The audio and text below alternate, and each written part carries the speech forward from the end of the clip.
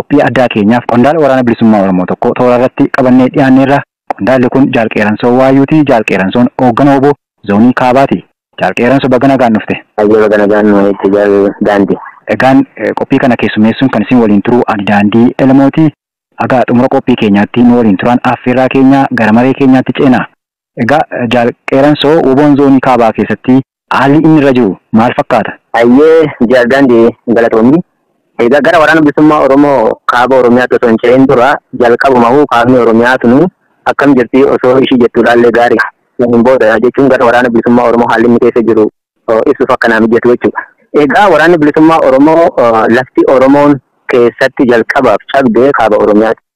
Lafti Kaaba Oromiyaatuun har'aan tana lafa jeequmsaa durumarraan jalqabee lafa nagaan hin turre. Maaliif bakka Oromoon jalqabarraa uxineen gabrummaadha koloniidha itti tumamee fi lafa ummati Oromoo eegii gara jaarraa tokko kolakkaaf cabeessanii asaga har'aatti nagaa fi tasgabbiidhaan bulee hin beekne, dhiigni irraa qooree hin beekne, jireenyi hiraaraatii fi gadadoon takka guyyaa takkallee nagahaan irraa booqatee hin beekne waan ta'eef waraanni bilisummaa Oromoo eegaa lafa sanarratti ka har'aan tana jiraachaa jiru ka of ijaaree socho'aa jiru jechuudha. Kanaafuu waraanni kun har'a maalirra jira ka jedhu yoo ilaalle waraanni bilisummaa Oromoo Kaabaa kun akkuma waraana bilisummaa Oromoo zooniilee garaagaraa saba isaaniitiif aarsaa kafalaa jiranii.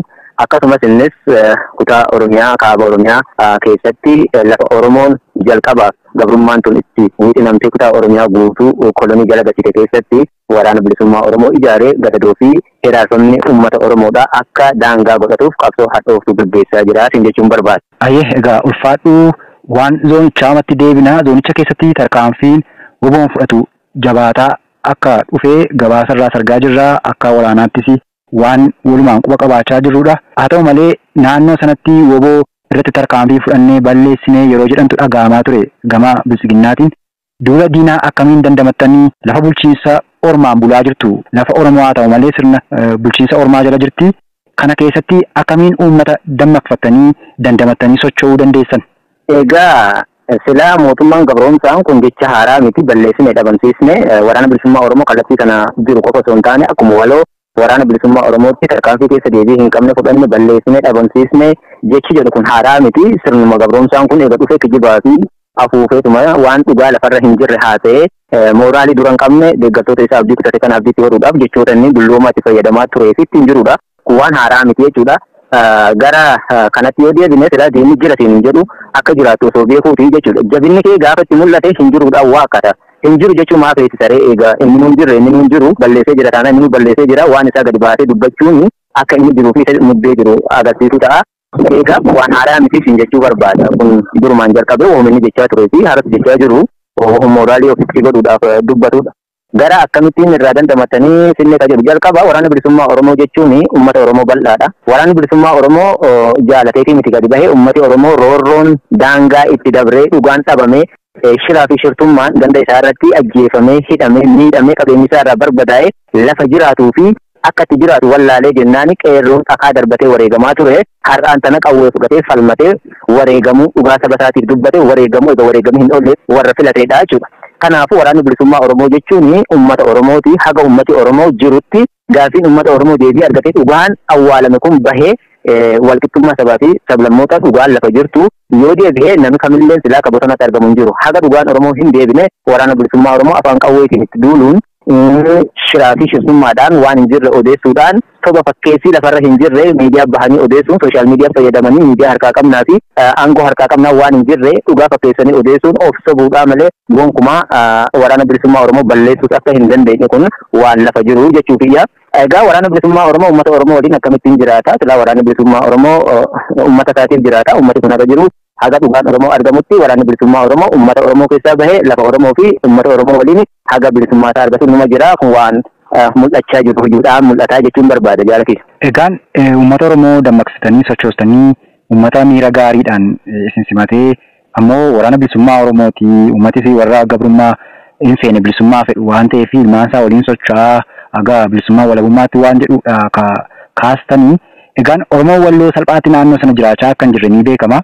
Haalli Oromoonni Walloo keessa jiran gama dhiibbaa bilisiginnaa fi fiinxaaleeyyiin akka waliigalaatti haala jalqaba irratti kaastan xiqqoorraa tuqxee wal qabatee ammatti yeroo ammaa kana haalli naannoo sana keessa jiru maal fakkaata gama lachiituun iyyuu? Sila ummati walloo dhugaa dubbachuuf egaa waggaa 150 Oromoon cabee kaasee sirna hargansuu isaa onneen isaa kachiin hafuura baafatee sooma isaa godhatee qilleensatti fudhatee jiraachaa jiru afaan qawweetii ujummoo qawwee isaatiin jechuudha.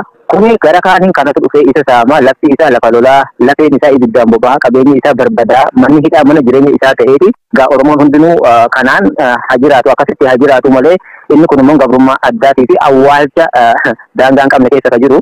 Kanaafuu ummati Oromoo walloo haalli ittiin jiraachaa jiru gara Habashaatiin finxaaleeyyiin Amaaraa sila waan itti jiramu inuma dhagahamaa osoo waggaa 4 waggaa 2 kana dura gaafa mootummaan Abiy Ahmed kun ummattoota yookaan adda bilisa baasaa Tigraay ummata Tigraay jedhee yeroo sanitti qaama jeeqotaa jedhee yeroo ummata biyya kanaa guutummaa waraana biyya kanaa guutummaatti itti bobbaase sanitti finxaaleeyyiin Amaaraa gaafatti hidhachiisee ummata Tigraay kan ittiin cabsuu fi qaamni hidhachiifame sun guutummaan guututti gaafatti mootummaa naannoo Amaaraa dabalatee Oromoo walloo irratti ifatti miidiyaa mootummaatiin ummata kan akka balleessu ummata walloo kan akka balleessuudhaaf ittiin dhaadatee waamicha duulaa waamee ture jechuudha mootummaa naannoo Amaaraa kanaan jechuudha. Gaafa ummati kun ofirraa lolee gaafa jedhe yoo ajjeefame shanee yookaan qaama shoroo keessaa jedhamee ifatti mootummichinu Parlama Rabbahi waan inni dubbate finxaaleeyyiin hara Amaara Oromoo fixaa jirtu kuni mootummaan kana immoo deebitee gaafii bira wali kaasanii akka waan wal lolanii fakkaatan kuni kaleessuma garummoon isaanii mormaa ture waraana naamusa qabu waraana sirna qabu waraana keenya jedhee ittiin dhaadheessaa ture jechuudha qaama mootummaa biyyaatiin. Hara garuu warroota santu hidhatee warroota santu mootummaan kanaan hidhachiifamee Oromoo walloo bira darbee kutaa Oromiyaa guutuu fi biyya Itoophiyaa jedhamtu kana keessatti ala jeequmsa daangaa hin qabne warra uumaa jirudha. Kana hunda dandahee ka dura dhaabbatee falmee lolee wareegama aarsaa lubbuu kafalaa haadha gahee ammas egaa qaamotuma hidhachiifaman saniin finxaaleeyyuun saniin ajjeefama gama kaaniin mootummaan abbaa irree Abiy Ahmed kunis immoo ittiin duulee beekaa yoo Oromoon ofirraa lole gara jaraa ta'eetiin waraana isaa ittiin bobbaatee hidhaa maqaa shaneetiin maqaa biraatti maxxansuudhaan chaappaa biraatti maxxansuudhaan uummata kana doorsisa hidhaa ajjeesaa har'aan tanallee yoo laalle gama kaaniin finxaaleeyyiin Amaaraa itti bobbahee guutummaan uummata kana osoo hiraarsaa jiru gama kaaniin immoo mootummaan Abiy Ahmed kun akka waan biyya bulchuu fakkeessee uummata kana qabee hiraarsaa akka inni ofirraa ittiseellee lolee lubbuu isaatii fi qabeenya isaa irratti abbaa ta'eeti kumillee jiraachuudhaaf wabii hin godhanne abbaan godhaa jiru qaamota kana lamaantu wal gargaarsifatee uummata kana irratti roorroo daangaa hin qabnee fi dhumaatii buqqaatii wareegama lubbuu aarsaa daangaa hin qabne irra jiranii jechuudha. Egaan ajjeechaaf saamichi godinicha keessatti akkasumas immoo daandii uummanni Oromoo walloo ittiin Finfinnee quunnamu irratti qaqqabaa jiru wal qabatee yeroo ammaa uummanni kun jiraachuudhaaf abdiin isaa maali? Maali jennaan konkolaataa tokko guutuutu dhabamaa jira, ajjeefamaa jira, ajjeecha suukanneessaa raawwachaa jira. Daandii kanaan alatti filannoon daandiiwwan balaa qaban kan finxaaleeyyiin qabatanii Oromoo keessaa filanii ajjeesan kanarraa ittiin maqee darbu jira. Naannoo sanatti uummataaf ifa akka ta'utti. Kan biraan bilisiginnaan rakkoo uummanni Oromoo amma qeesaa irratti walloo keessatti aanota adda addaa keessatti qeesaatiin alatti immoo dhimmaa fi godina biraa aanaa biraa giddugaleessa Oromiyaa dhufee nagaadhaan beegaluu hojjettoonni ogummaa isaaniitiin gara wallootti bobbaafamanii hojjetanii uummataafis uummata qaraa ofiis jiraachuu akka danda'anitti bobbaafaman ammoo du'aa jiru. Isa kana bilisiginnaan dhaabuu irratti tarkaanfii maalii fudhate? Uummanni kanarraa abdiin inni qabu maali? Jiraachumaaf wabiinsaa maali?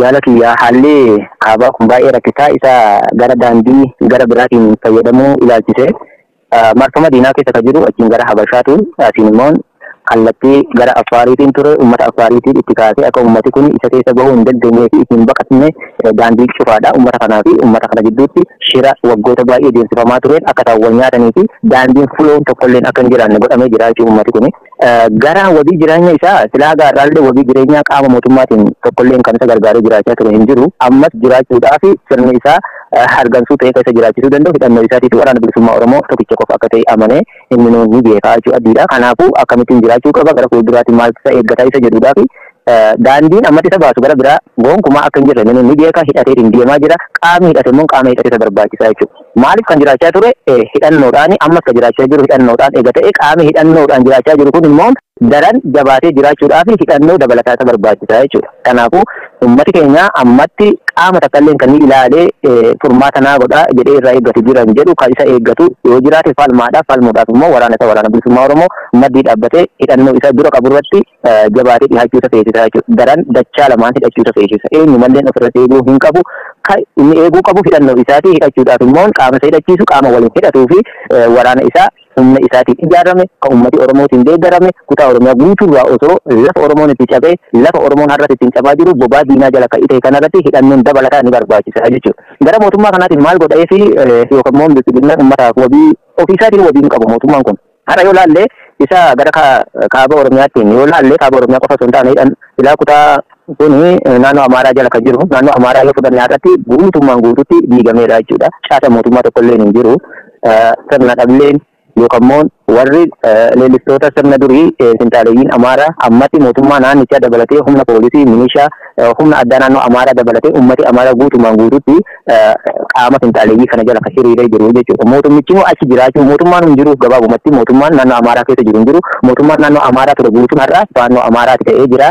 Kana keessatti mootummichi ofiisaatii garana sheenee jiraachuudhaaf wabii uummataa eeggata. Uummata walloo hirkatee jiraataa malee uummata walloo kanarraa wanni inni fiduu danda'u hin jiru jechuudha. Ofumaafuu deeggara warra afaan yoo jenne gara takkaan afaan guunee dubbachuu hin dandeenya. Maaliif yoo jenne uummati Oromoo walloo kun gaafa itti duulamee qabeenyi isaa gubatee lubbuun ilmaan isaatii lafarra gangalatee ajjeefamaa jirutti gaafa inni ofirraa qolee gara fuulduraatiin deeme akka inni gara lafa gara kanaatti hin taakkine duubaan dhukaasatti banee uummati kun akka baqatu akka buqqa'u akka qabeenyi isaatii lafi isaa barbadaa'ee bultii fi oolmaa buqqaatiin isa mudatu akka godhaa jiru mootummaa naannoo Amaaraa osoo hin taane mootummaa federaalaa kana harka keessaa qabaachuu kun ifa waan ummati kun aduu guyyaadhaan ammaan tana sa'aatii ammaan kana ta'aa jirudha jechuudha. Kanaafuu gara mootummaatti wabii ummata kana ni eegaasa jiru hin jiru. Wabiin ummata kanaa eenyu yoo ta'e isuma mataa isaatii hidhannoo ummata isaatii fi waraana isaatii waraana bilisummaa Oromoo yoo ta'e alatti qaama ummata kana dubbatuu fi dirmatu gonkumaa hin jiru jechuudha. Ayyee egaan duguuggaa sanyii Oromoota walloo irratti raawwatamaa jiru kun hundeen isaa yookaan sababni ijoon maali?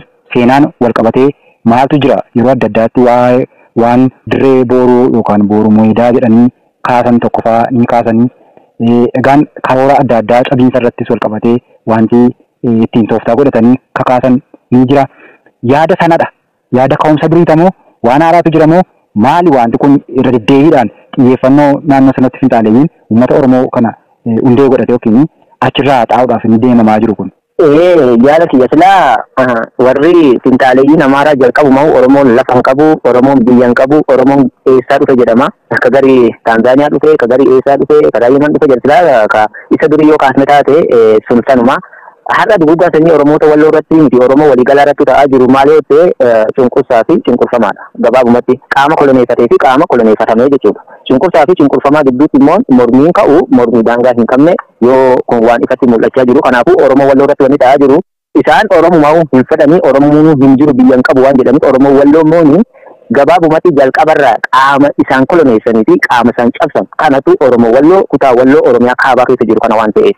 Kanaaf bobaa isaanii jala waan jiruufi isa asitti dhiisanii tarkaanfachuu waan hin dandeenye gonkumaa isaan Oromoo argaa hin barbaadan. Oromoo waan hin barbaanneef Oromoon isaan dhihoo jiru mataa dhukkubbiitti ta'u isa isaan jala jiru waan ta'eef Oromoo walloomoon isaan dhiyaatee bobaa isaanii jala waan jiruuf gonkumaa isa asii buqqisuu dhabamsiisuudha.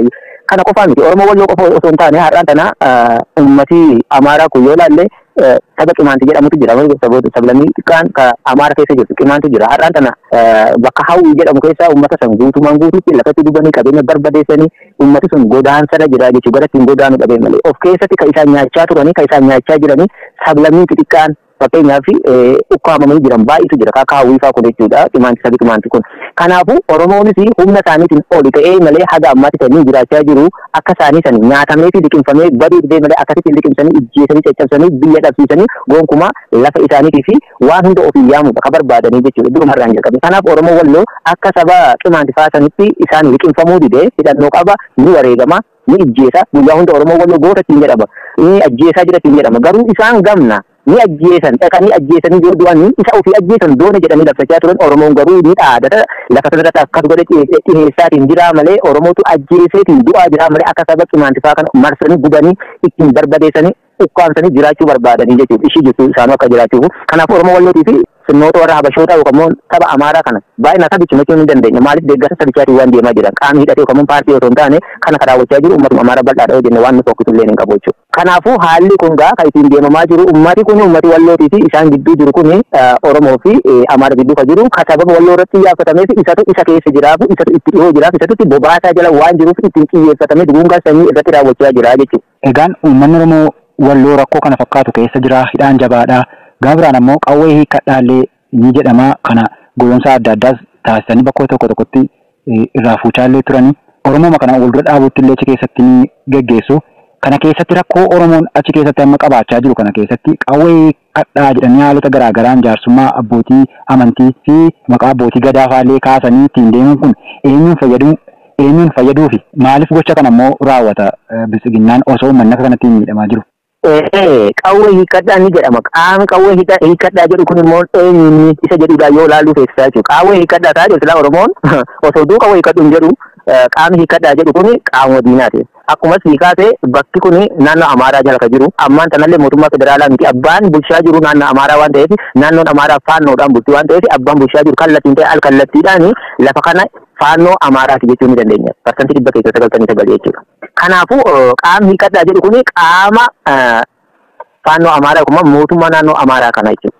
Qaamni kun immoo hiikkachiisee uummata kana tarkaanfii akka barbaadetti akka inni dura hin dhaabbannetti loluu barbaada, barbadeessuu barbaada, mana ittiin gubuu barbaada, qabeenya isaarraa buqqisee lafa kana guutummaatti maqaa Oromoo jedhamtu akka irratti hin dhaabnee fi inni Oromoo takka akka irra hin jiraanne barbaadanii jechuudha. Kanaafuu hiikkadhaa kan jechaa jiru kun diina Oromootiin diinni Oromoo hidhadhu hin jedhu maaliif diina waan ta'eef balleessuu waan barbaaduuf jechuudha. Kanaafuu eenyu fayyaduuf ka jedhu Amaarumatu Amaara fayyaduuf keessa seenanii shiraan Oromoo waraabessatu jira keessa jechuudha. Waraabessi ni jira. Ka Amaara fakkaatee Amaaraan ijaaramee bahargaan lafa isaanii kan deemee tika qaruutummaa daangaa hin qabne itti kenname barsiifame ijaarame Oromoo wal tooftaa ittiin cabsan warra dhalootaan Amaara ta'an warra dhalootaan horgobbaa ta'anii as keessatti ijaaranii afaan Oromoo waan dubbataniif qofa Oromoo fakkeessanii tooftaa ittiin Oromoo cabsanii qawwee hiikachiisan jechuun Oromoo bulqisuu balleessuu ajjeesuu lafarraa dhabamsiisuu waan ta'eef kana ka godhaa jiru mootummaa naannoo Amaaraa qaama faannoo kanaa jechuudha. Guutummaatti abbaan kana godhaa jiru isaanuma. Maaliif isaantu lafa kana bulchaa jira waan ta'eef jechuudha. Egaa waan shiraa kaasteetaa milishoota jedhanii Oromoo isa tokkotti qawwee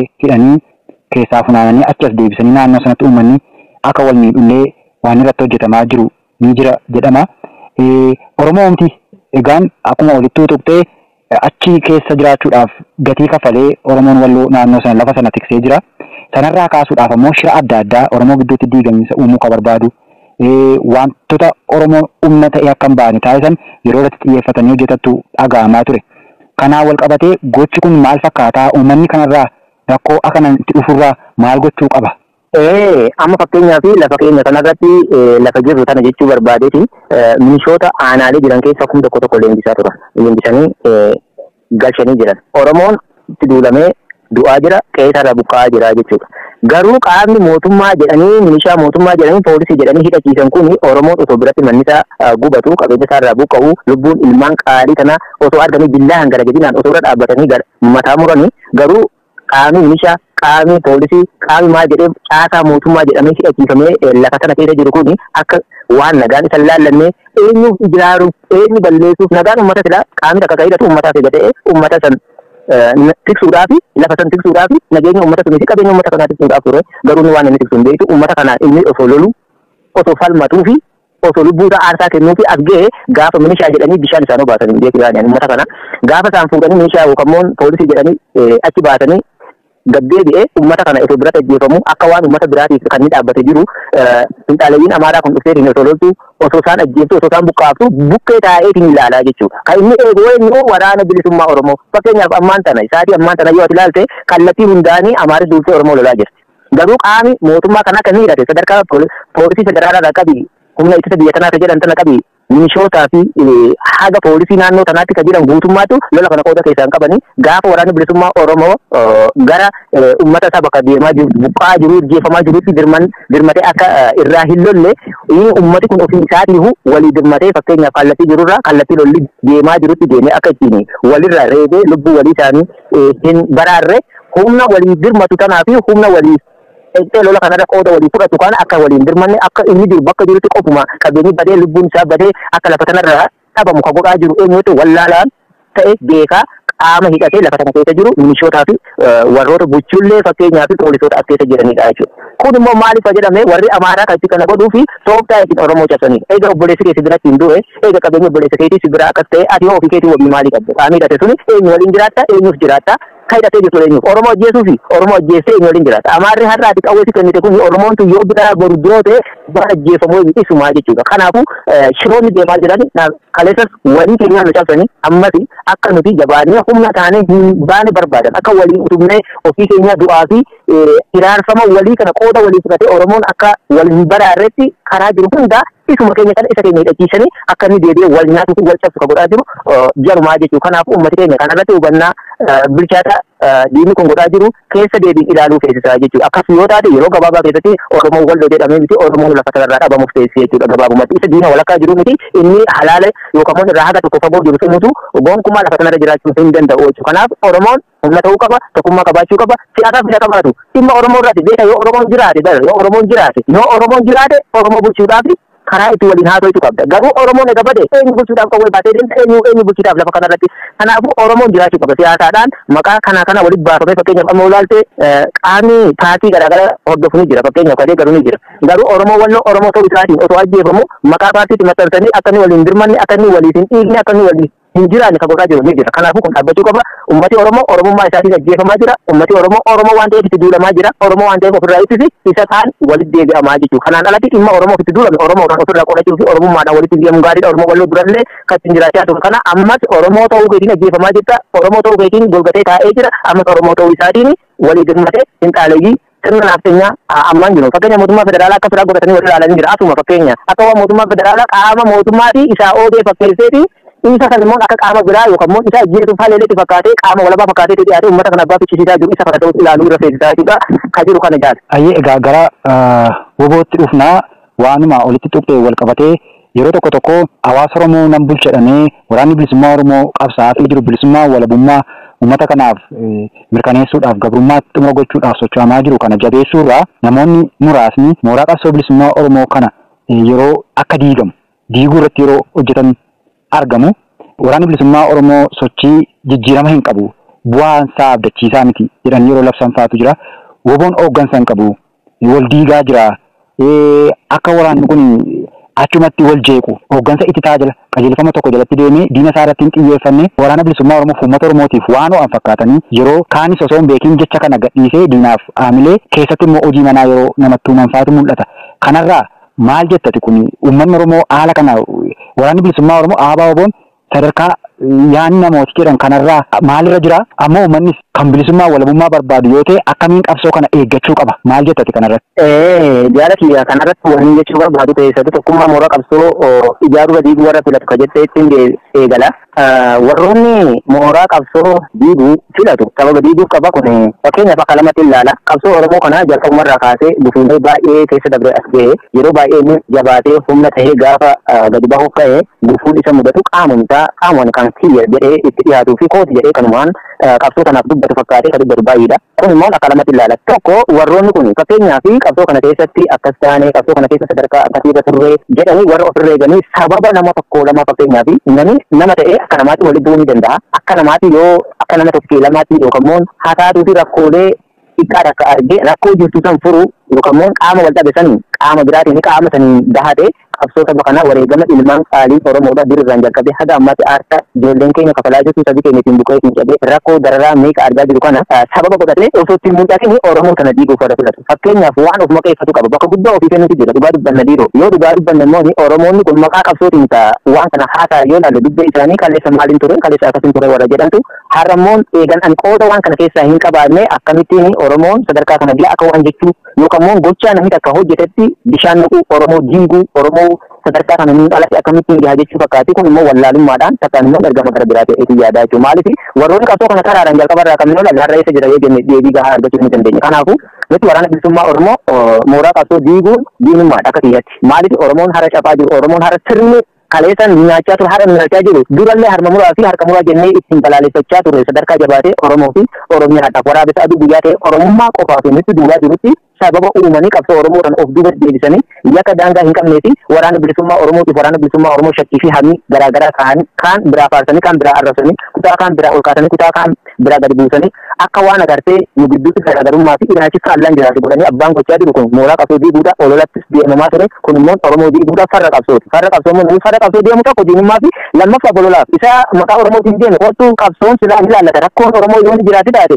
miidiyaa baatee odeen sooshaal miidiyaa gadhiisee miti Oromoo kan ijaaruu dandeessu. Oromoon maaliif akka ijaaruu qabu hunda Oromootu beeka. Kanaafuu rakkoon Oromoo yoo jiraate karaan ittiin Oromoo ijaaran ni jira. Karaa rakkoon yoo jiraate ittiin rakkoo kan furan ni jira. Karaa kallattiisanii karaa miidiyaa sooshaal miidiyaa baanii waan adda gadhiisuun kun ni jirti kun gocha diinummaati. Kanaaf uummata keenya yoo minneen abdii kutachuus hin qabu. Waraanni bilisummaa Oromoo akka jedhan kana akka odeessan kanaa miti ni beeka hojiidhaanii kun akkasittiin ilaalaa jechuudha. Immoo bataatii miti. Qaamatu qaamaa dhukkuba. Yoo inni asii du'e Oromoon achi gaafii kaasee lola kaasee inni asii kun iyyatee warra achiisu nagaa fiduu ni danda'a jechuudha. Oromoon jalqaba walloo dhufee loluu dadhabdu diinni walloo lolaa jiru kun si biras ni jira. Diinni Oromoo lolaa kutaa Oromoo guutuu goolaa jiru kun bakka hunda ni jira. Bakka jirutti duubatti wal fakkaataa haa godhannu waliif haa dhukkubnu waliif haa dhimmannu waliif haa quuqamnu jedha galatooma. Ayyee egaan dhaggeeffattootaaf daawwattoota keenya kan isin dhagaa fi hordofaa turtan sagalee ajajaa waraana bilisummaa Oromoo zoonii kaabaa Jaal Qeeransoo Waayuutii. Jaal Qeeransoon yeroo isaa qaalii haala inni jenne keessa taa'ee gaaffiif deebii nu waliin taasiseef maqaa dhaggeeffattootaaf daawwattoota keenyaan guddoo galatoomi jedhaani. Galatoomi Jaal Qeeransoo. Ayyee nu jiraadhu Jaal Daandii galatoom. Egaan rakkoo qulqullina sagalee mudatuuf nuuf kalchaa jechaa haala neetwoorkii irra teenyee hojjennu hanqina qabaachuu danda'a. Egaan sagalee armaan olitti dhageessatan irraa waan adda addaa akkasiin hubattan abdii qabaachaa fuuldurallee dhimmoota adda addaatti ajajoota waraana bilisummaa Oromoo zooniilee adda addaa qabadhee isinii dhiyaadhaa kanarraa kanumarratti goolabeen jira.